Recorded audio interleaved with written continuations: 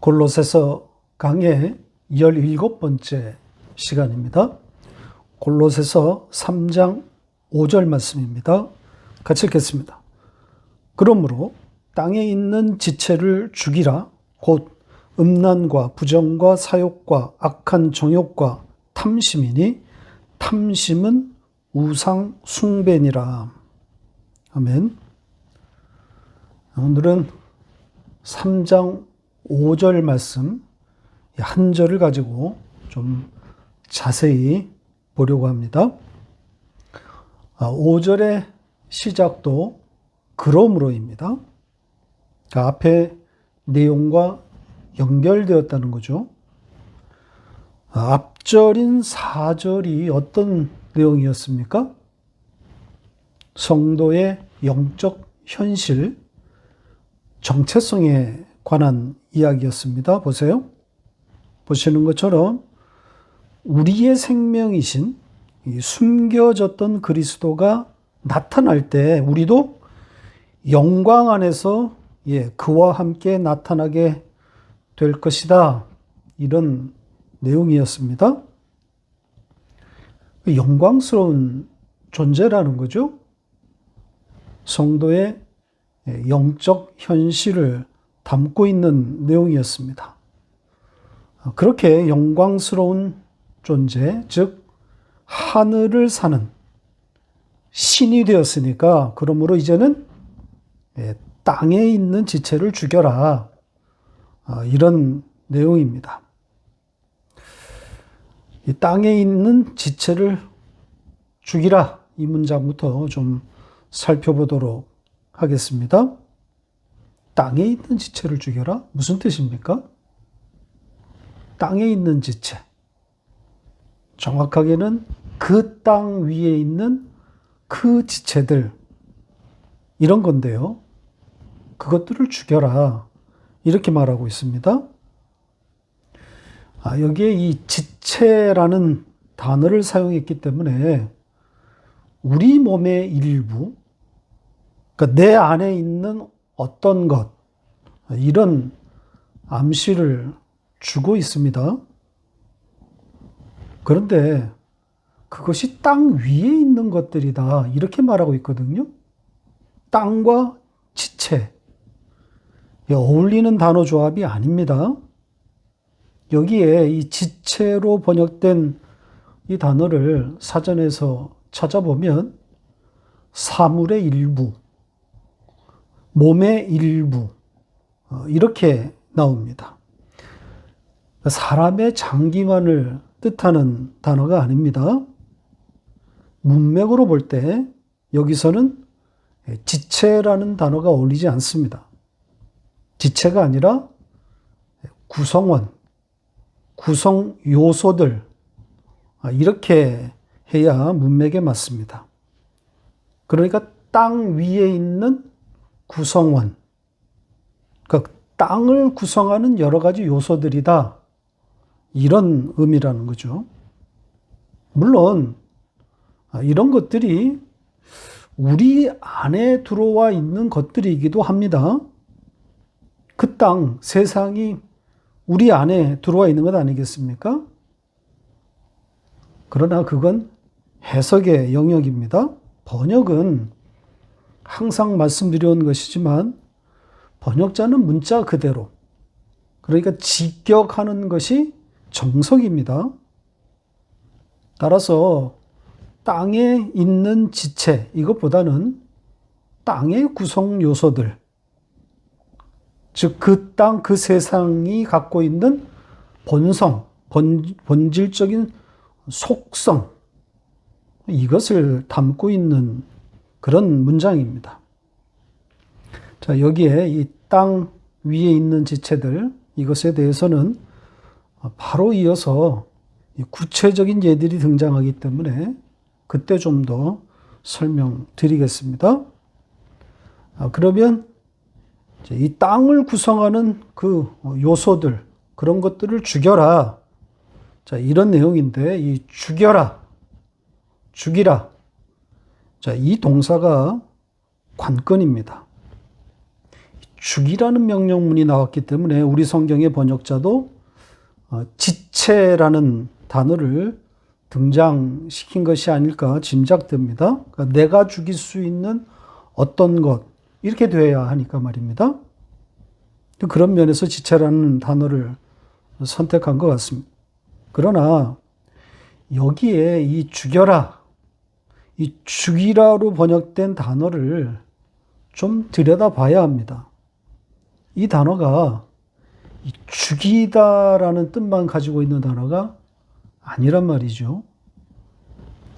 자, 이 단어에 대해서 좀 설명을 드리자면 이 단어는 생명 없음, 시신과 같은 상태, 이런 뜻에서 왔습니다.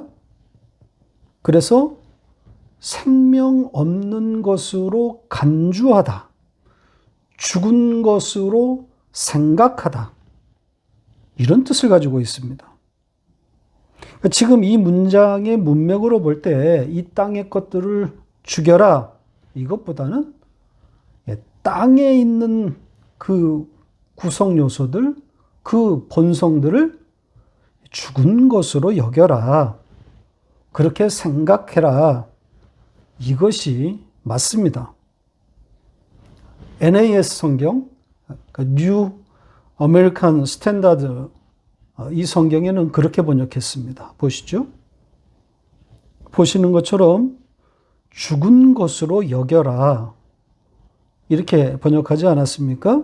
물론 이 번역은 우리 성경과 마찬가지로 이 땅의 그것들을 땅의 지체라고 번역은 했습니다.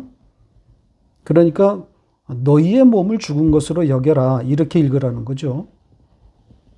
역시 의역, 나아가서 해석을 가미한 그런 번역이라고 할 수 있습니다. 그러니까 좋은 번역이 아닌 거죠.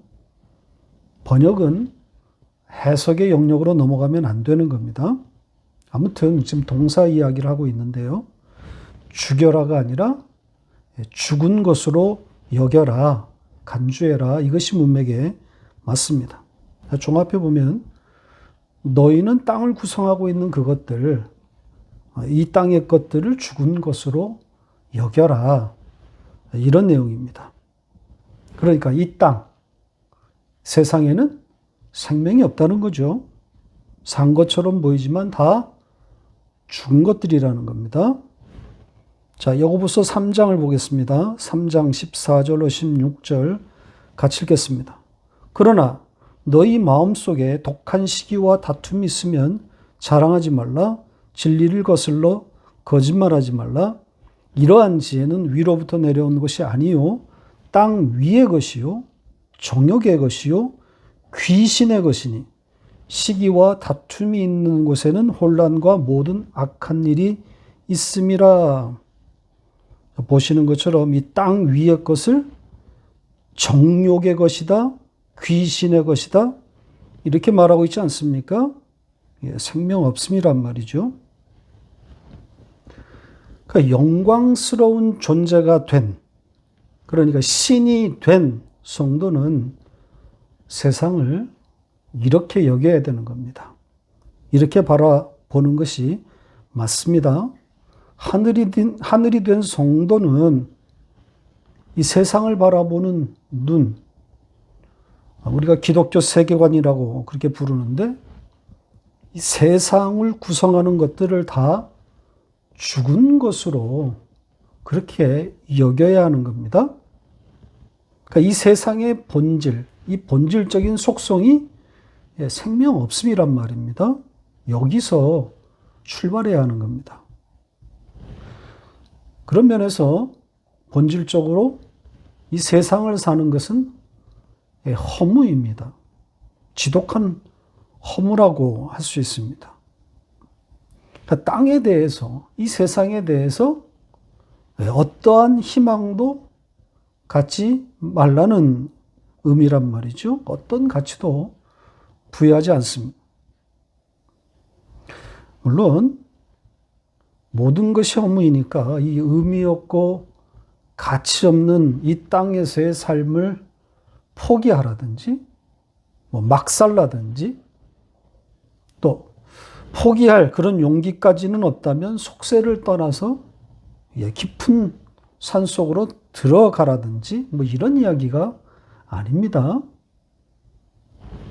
뭐 자식이 뭔 소용이 있는가? 뭐 여행은 또 무엇인가? 맛있는 것을 찾아 먹어본들 무슨 소용이 있는가? 물론 본질적으로 맞는 이야기지만 그렇게 그것을 구현해낼 인간은 그 누구도 없습니다. 그리고 중요한 것은 하나님이 성경이 그걸 요구하거나 원하는 것도 아니라는 점입니다. 신앙생활에 이 종착지, 목표, 지점을 말하고 있는 겁니다. 그러니까 하나님이 우리를 끌어다 놓으려는 바로 그 궁극적인 지점에 관한 이야기입니다. 그러니까 어떤 인간도 그 종착점에 바로 이룰 수는 없는 거란 말이죠.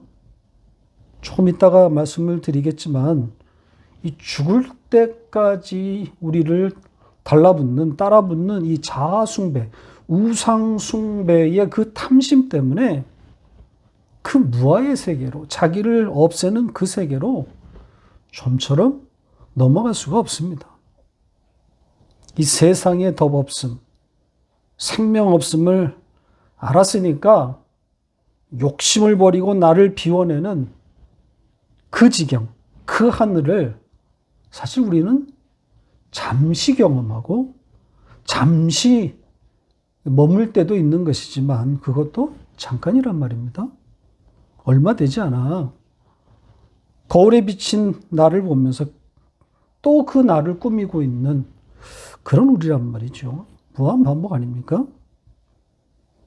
그래서 자식을 그리워하고 보고 싶고 뭐 맛있는 거 찾아가서 먹고 이 반복되는 일상을 피해서 새로운 곳, 좋은 곳을 여행하고 또 이런 것들을 구상하고 계획하고 생각하면 들떠버리는 것이 우리란 말입니다.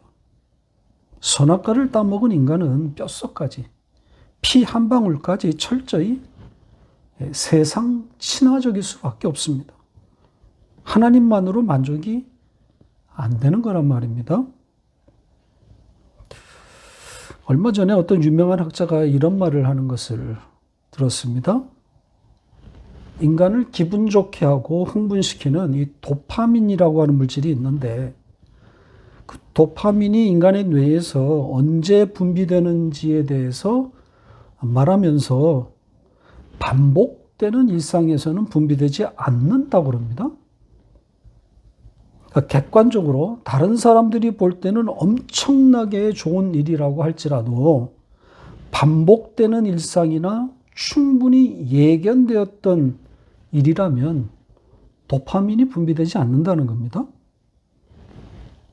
예를 들면 주급 3억 이상을 받고 있는 손흥민이 매 2주마다 약 6억이 넘는 돈이 통장에 찍히는데 그런다고 그때 도파민이 생성되지는 않는다는 거예요. 별로 즐겁지 않다는 뜻입니다.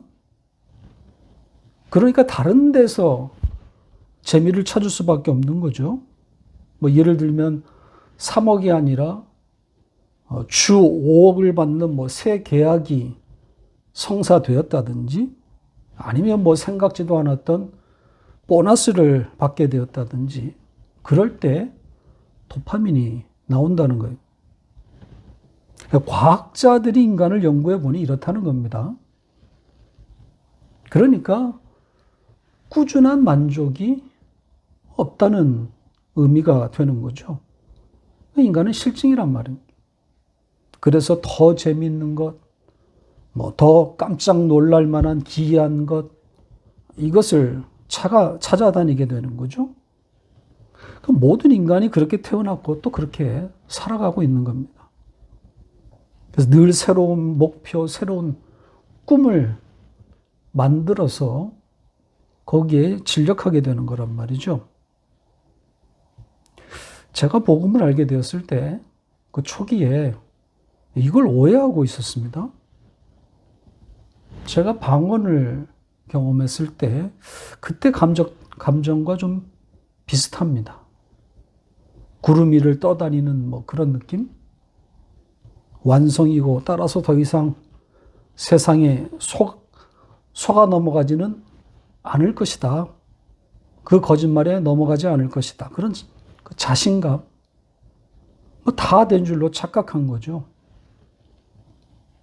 그때 작성했던 설교들을 다시 읽어보면 많이 떠 있구나. 이런 생각을 갖습니다. 세상을 다 산 사람처럼, 복음을 다 안 것처럼 말입니다.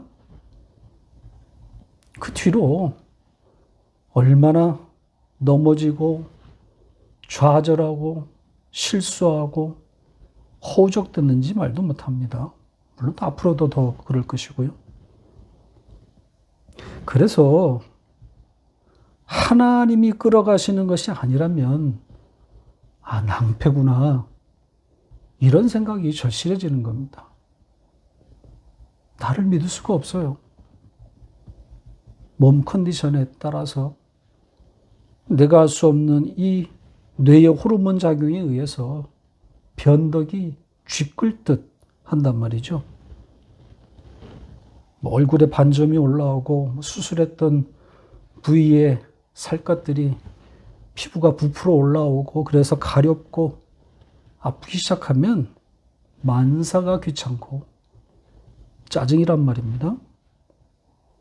그러다가도 캐낙스 경기만 보면 도파민 쫙쫙입니다. 이강 경기 있는 날만 기다린단 말이죠. 단 몇 시간의 즐거움이라는 것을 알면서도 거기서 벗어나지 못해요. 어떤 분은, 교회 아주 열심히 어떤 분은 천국에 골프장이 없다면 재미없어서 안 갈 거라고 그렇게 말하던데, 이게 인간입니다. 복음만으로 즐거워하고 그것만 붙잡고 사는 인간은 없어요. 오히려 그 반대란 말이죠. 죄와 불순종에 갇혔다는 것이 그런 의미 아니겠습니까? 이렇게 어찌할 수 없는, 그래서 죽여도 할 말이 없는 그런 우리인데, 구슬이고 다독이고 때로는 때려서라도 그 완성으로 끌고 가시는 그 하나님의 열심 때문에 그 완성의 자리로 지금 향해 가고 있는 것 아닙니까? 그러니 부끄러운 구원일 수밖에 없습니다. 자격 없음이 분명합니다. 첫 문장 이야기가 좀 길어졌습니다. 이 땅 위에 있는 것들을 죽은 것으로 여겨라. 기독교 세계관의 기초이고 출발점입니다. 자, 다음 이야기로 넘어가겠습니다. 땅 위에 있는 것들을 죽여라. 죽은 것으로 여겨라. 이렇게 명령하고 난 후에 사도 바울은 5개의 명사를 열거했습니다. 그 5개를 좀 보면 이렇습니다. 지금 5개의 명사들을 보고 계신데 괄호 안에 있는 것은 사전적인 뜻입니다. 자, 이 5개의 명사들이 어디를 향하고 있습니까? 무엇을 향하고 있습니까? 땅의 지체.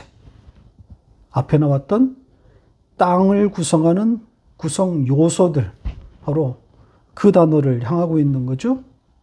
우리 성경도 그렇게 번역했습니다. 이런 것들이 곧 땅의 지체들이다. 이런 의미인 거죠. 저도 그렇게 생각합니다. 그러니까 땅을 구성하고 있는 대표적인 속성들이다. 이렇게 보시면 무난할 것 같습니다. 생명 없음의 그 세상을 이런 단어들에 담아놓은 겁니다. 이런 것들이 난무하고 있는 것이 세상이라는 거죠. 자, 이 5개의 단어 중에 바울이 강조하고 있는 단어가 있습니다. 마지막에 등장한 탐심으로 번역된 단어입니다. 이 단어에만 별도의 설명을 덧붙였습니다. 이것, 곧 탐심입니다. 이것은 우상숭배이다. 이렇게 되어 있습니다. 탐심은 우상숭배이다. 자, 이 탐심의 이야기를 좀 해보겠습니다. 탐심으로 번역된 이 단어는 조금 전에 제가 보여드렸던 것처럼 더 많은 것을 가지려고 하는 것. 그래서 질투다. 질투심이다. 자, 이렇게 말씀드렸습니다. 더 많음, 더 높음, 더 가치가 있음. 여기서 온 단어입니다. 이 단어가 성경에 10번 사용되었는데요. 그 중에 탐심으로 번역된 곳은 단 4군데뿐입니다. 나머지 6곳은 다른 단어가 사용되었습니다. 다른 단어로 번역되었습니다. 욕심, 탐욕, 이런 단어들이 사용되었습니다. 일관성이 없는 거죠. 자, 한 군데만 보고 갈까요? 에베소서 4장 19절입니다. 같이 읽겠습니다. 그들이 감각 없는 자가 되어 자신을 방탕에 방임하여 모든 더러운 것을 욕심으로 행하되, 보시는 것처럼 여기서는 욕심으로 번역했습니다. 다음 장인 에베소서 5장 3절에서는 탐욕으로 또 번역했고요. 이 탐심, 욕심, 탐욕, 모두 비슷한 뜻이기는 하지만 일관성을 갖고 단어가 통일되는 것이 맞습니다. 자, 조금 전에 말씀드린 것처럼 이 단어는 지금 갖고 있는 것에서 혹은 있는 자리에서 더 가지려는, 더 올라가려고 하는 행위, 동작을 담고 있는 단어입니다. 그러니까 만족하지 못함을 전제하고 있는 거죠. 그러니까 지금 있는 자리에 머물지 못하고 더 나은 자리, 더 높은 곳을 향하고 있음을 말하고 있는 겁니다.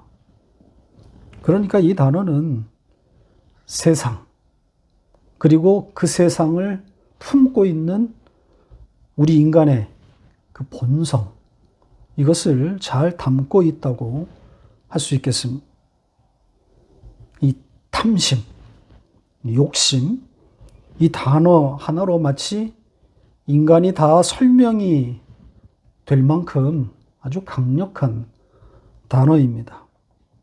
자, 그래서인지 바울 사도는 이 단어에 별도의 설명을 달아놓았습니다. 이것은 우상숭배이다. 이렇게 말입니다. 이 탐심, 욕심 못지않게 또 강력한 단어가 우상숭배, 이 단어입니다.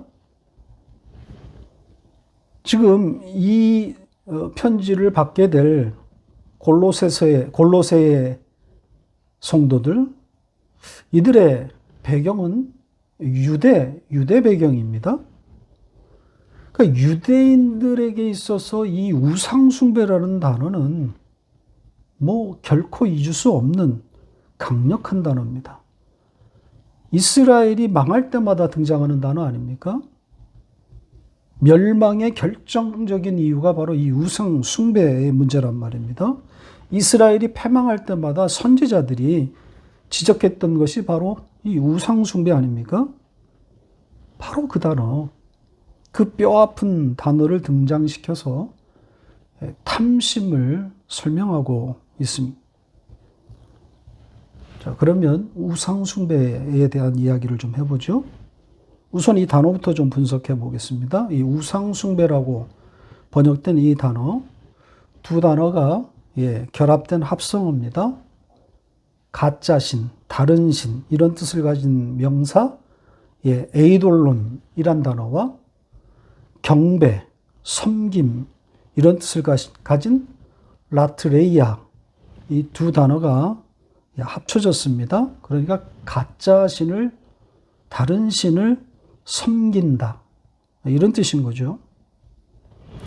이 단어가 신약 성경에 꽤 많이 등장할 것 같지만 의외로 4번만 나옵니다.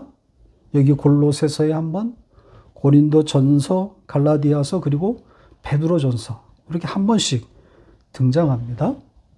그곳 중에서 한 곳만 좀 확인하고 가죠. 베드로전서 4장 3절 같이 읽겠습니다. 너희가 음란과 정욕과 술 취함과 방탕과 향락과 무법한 우상 숭배를 하여 이방인의 뜻을 따라 행한 것은 지나간 때로 족하도다. 여기 지금 무법한 우상 숭배, 이렇게 말하고 있죠. 우상 숭배를 무법한 것이다, 이렇게 말하고 있습니다. 법이 없다, 법에 저촉된다, 이런 뜻입니다. 그러나 우상 숭배를 그 자체에 대해서는 설명하고 있는 것이 아니죠. 우상 숭배에 대한 정의를 담고 있지는 않습니다. 우상 숭배를 설명하는 단어가 아니라는 거죠. 그런데 오늘 본문에서는 우상 숭배가 무엇인지, 우상 숭배에 대한 해석, 정의를 하고 있단 말입니다. 탐심, 욕심이 우상 숭배다, 이렇게 말하고 있단 말입니다. 지금 여기에 이 말씀을 제외하고는 성경 어디에도 이 우상 숭배의 그 본질, 우상 숭배가 무엇인지를 직접적으로 말하고 있는 것이 없어요. 탐심, 욕심이 우상 숭배이다, 이렇게 접근하는 것이 없단 말입니다. 지금 우리가 읽어도 대단한 내용인데 당시 유대인들에게 이 말씀은 충격적이었을 겁니다. 전통적으로 이들은 가짜신, 이방신, 여기에 절하고 섬기는 행위를 우상숭배라고 그렇게 생각하고 있었을 텐데, 너희 안에 있는 탐심, 욕심이 우상숭배다, 자, 이렇게 말하는 것이니까 쉽게 이해될 수 있는 내용이 아니란 말입니다. 자, 그러면 탐심이 왜 우상숭배가 되는지 조금 더 들어가 보겠습니다. 지금 이 우상이란 단어가 가짜신, 다른 신이라고 그랬죠? 그 가짜신이 자기 자신일 것이다, 이렇게 생각하는 사람은 아마 없을 겁니다. 당시에도 그렇고 지금도 그렇고요. 이 우상 숭배에 대해서 조금 설명하신다는 분들이 이 가짜신, 이 우상의 범위를 좀 넓혀서 돈, 자식, 건강, 인기, 이렇게 말하는 것은 여러분들이 좀 들어보셨을 겁니다. 자식이 우상이다, 돈이 우상이다, 명예가 우상이다, 건강이 우상이다, 이런 이야기 들어보셨죠? 49%는 맞고 51%는 틀린 이야기입니다.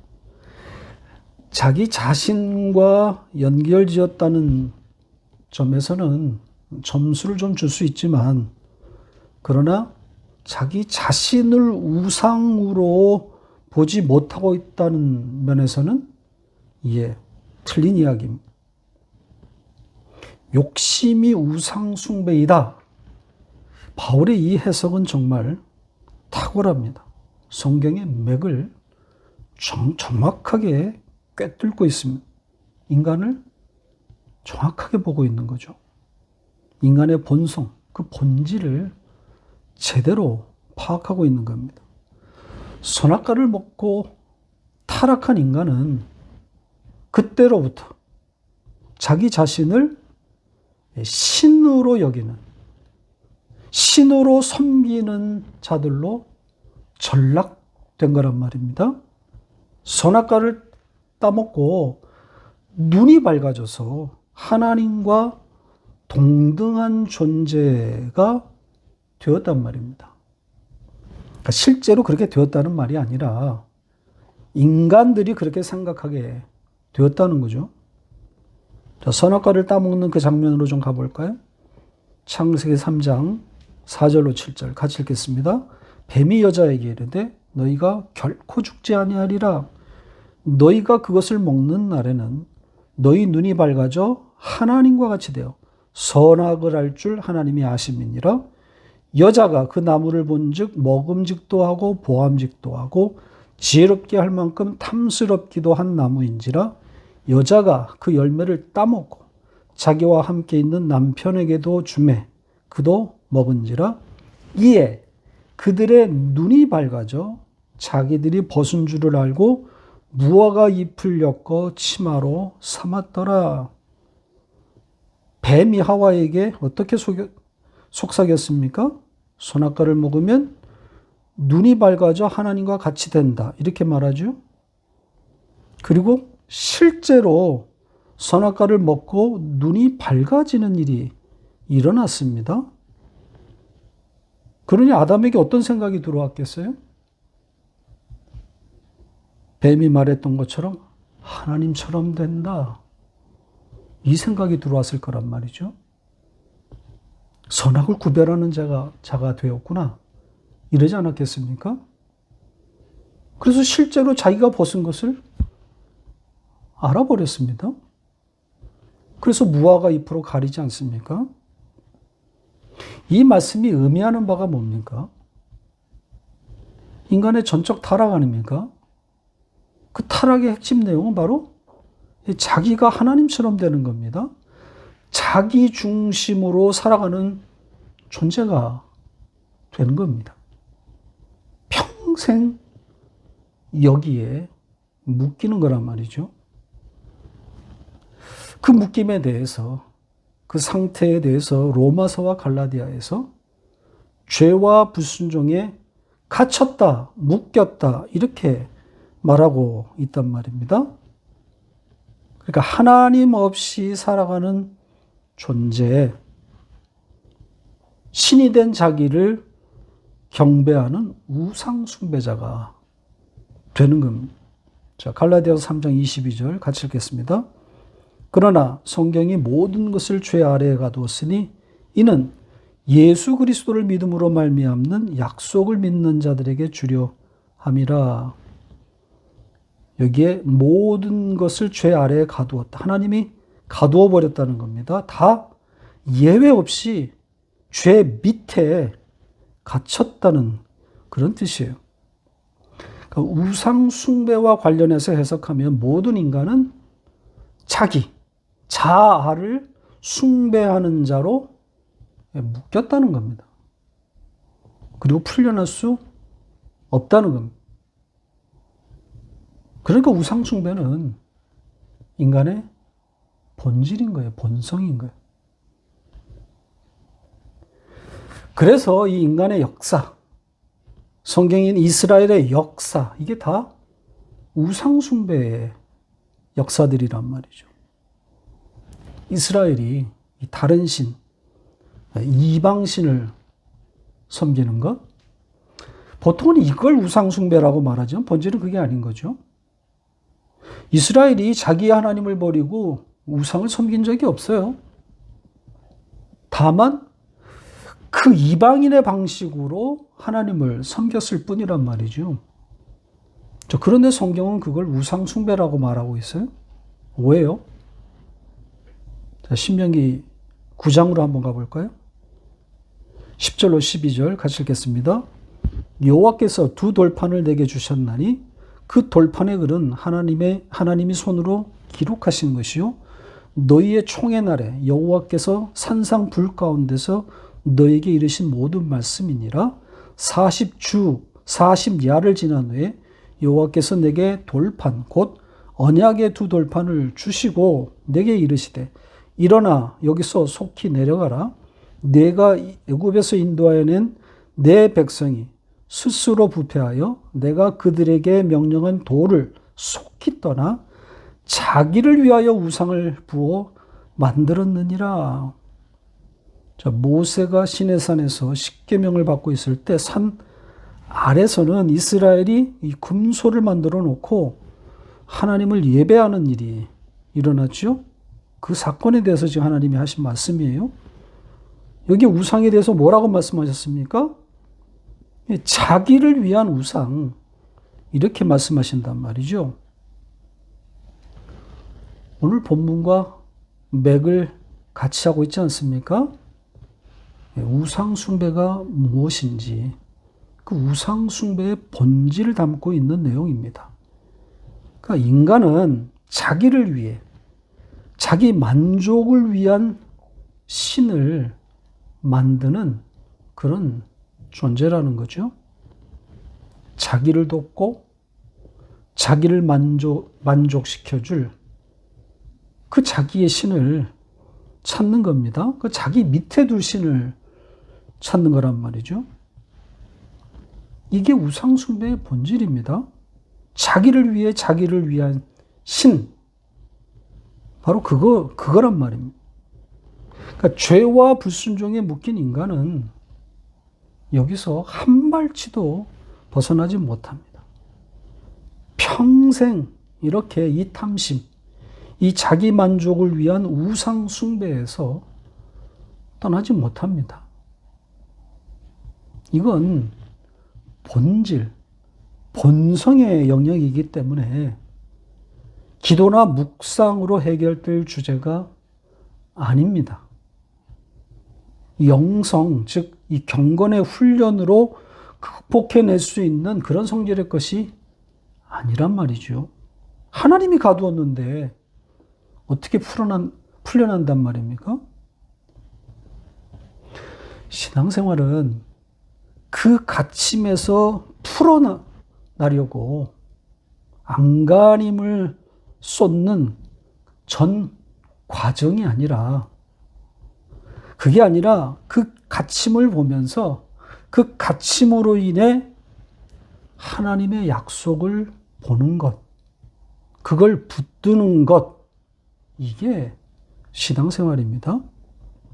그러니까 그리스도로 말미암는 그 약속, 그 십자가를 붙드는 것이 신앙생활이란 말이죠. 그 약속을 알게 하려고, 그 약속을 붙들게 하려고 하나님이 죄와 불순종에 가둔 거란 말입니다. 성경이 그렇게 말하고 있단 말입니다. 그러니까 선악과를 만들어서 동산 중앙에 배치한 그 하나님의 목적, 이유, 그것과 정확히 같은 논리입니다. 따먹고 죽으라는 거죠. 그렇게 죽어야 자기 스스로는 살 수 없다는 것을 알게 되는 거란 말입니다. 그래야 약속을 붙들게 되는 건 아니겠습니까? 말씀을 맺겠습니다. 신앙생활은 자신이 우상숭배자라는 사실을 끊임없이 반복적으로 보고 확인하는 것에서 출발합니다. 그래서 나로서는 안 되는구나. 나로서는 이 우상숭배에서 벗어날 수가 없구나. 이걸 깨닫는 겁니다. 이렇게 되어야 약속을 바라보게 되는 거죠. 은혜에 기대게 되는 거란 말이죠. 자기를 비우는, 그러니까 이 욕심을 버리는, 탐심을 버리는 노력들과 행위, 이런 것들이 신앙의 본질은 아닙니다. 그런 것들은 타고난 성격과 또 자라온 환경, 그리고 현재의 처한 형편, 이런 요소들이 종합적으로 결합되어서 나타날 뿐입니다. 따라서 절대적 기준이 없는 거란 말이죠. 사람에 따라서 욕심을 버렸다는 그 기준이 다 다를 수밖에 없어요. 이런 노력들, 이 욕심을 버리는 그 애씀, 이것이 의미 없다, 이렇게 말할 수는 없겠지만, 그것을 신앙과 연결시키기 시작하면 답이 없습니다. 불자들도 자기 자신, 이 욕심을 버리기 위해서, 내려놓기 위해서 얼마나 애를 쓰고 있습니까? 성경의 관점에서 보면 다 안 되는 일을 하고 있는 겁니다. 부질없는 짓입니다. 본질적으로 아무리 어떤 지경에 도달했다고 할지라도 결국은 자기 만족을 위한, 그러니까 신으로서의 자기를 만족시키려는, 그리고 자기 자랑으로 나타날 수밖에 없는 것들이란 말이죠. 신앙생활은 그런 애씀이 아닙니다. 그게 아니라 내가 얼마나 지독하고 얼마나 치열하게 나만을 붙들고 사는 자인지를 전 생애를 통해 지겹도록 보면서 그때마다 수시로 그 약속, 그 은혜, 그 십자가 앞에 나와 그것을 붙들게 되는, 그것이 신앙생활입니다. 그러니까 신앙생활은 자기를 죽인 그 기특한 행위들을 내놓는 것이 아니라 오히려 부끄러움을 내놓는 거란 말이죠. 우상 숭배자, 자기만 아는 그 욕망의 덩어리, 그 부끄러운 것을 알고 하나님의 은혜라고 하는 그 약속을 붙드는 것, 이게 신앙생활의 본질이란 말이죠. 이렇게 우리의 구원은 면목 없는 부끄러운 구원인 겁니다. 부끄러운 구원밖에는 없습니다.